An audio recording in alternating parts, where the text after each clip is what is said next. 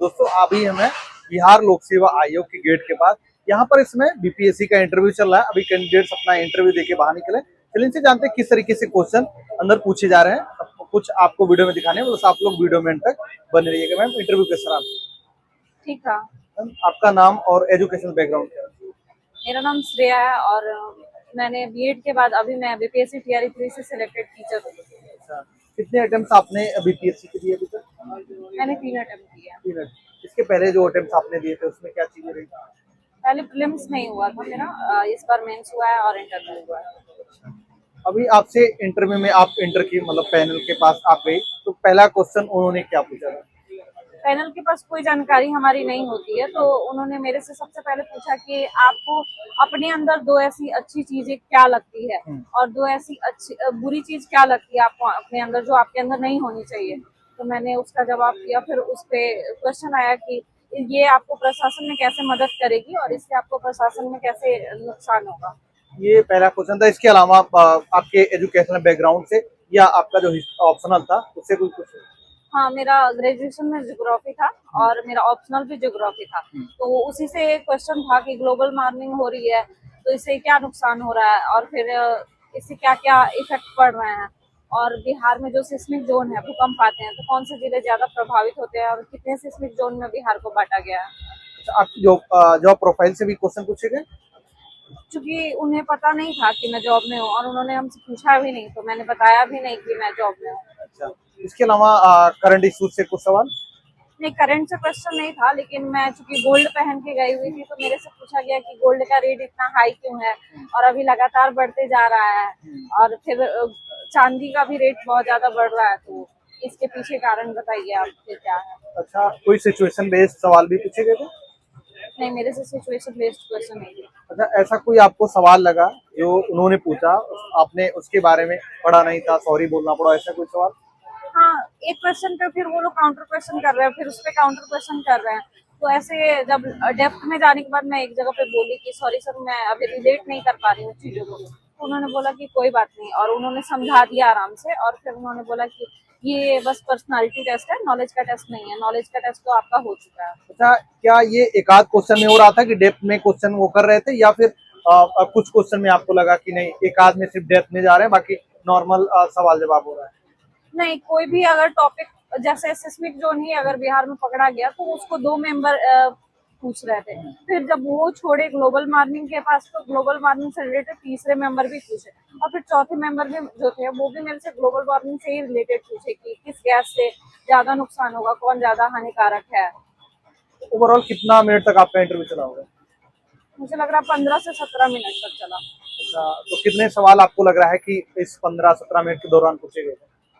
ये 3-4 टॉपिक से रिलेटेड, मतलब आराम से बातचीत चल रही है, क्वेश्चन नहीं पूछा जा रहा कोई फैक्चुअल कि हाँ क्या ही जवाब होगा। बोर्ड मेंबर आपको लग रहा है कि सेटिस्फाई लग रहे थे जो आप जवाब उनको दे रहे थे? ये तो नहीं बता सकते हैं, अब ये तो सब उनके ऊपर डिपेंड करता है। ऊपर वाले के हाथ में, अब सिलेक्शन।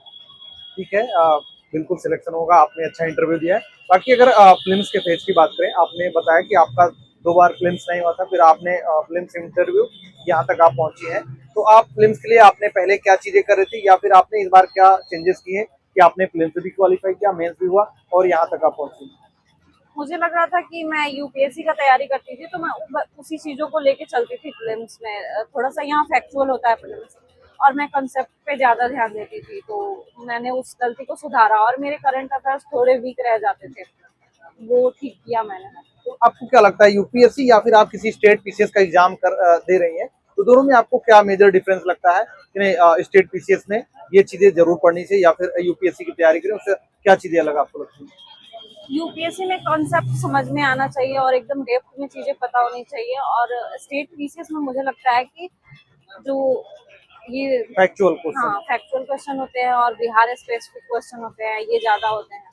अब करंट अफेयर के लिए आपने क्या सोच पड़ा, क्योंकि आपने बताया कि आपका करंट अफेयर वीक था, आपने क्या ऐसी चीजें पढ़ी कि इस बार अच्छा रहा आपके लिए?